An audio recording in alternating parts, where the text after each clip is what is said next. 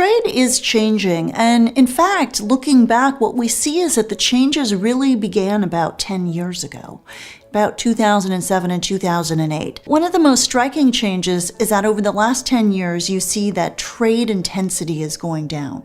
And by that I mean that just a smaller share of what the world produces is now traded across borders.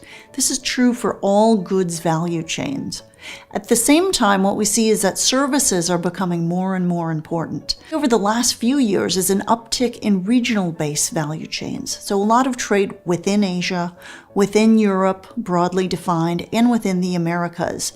That's a big shift. At the same time, we see that trade based on labor cost arbitrage is declining as a share of global trade.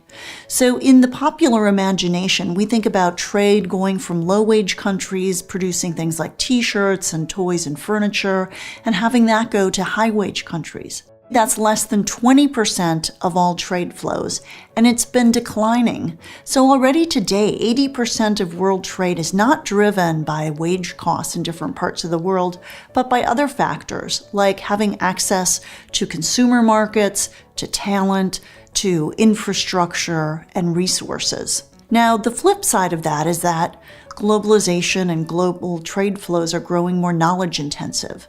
So you see that high-skilled labor is taking a larger share of the compensation.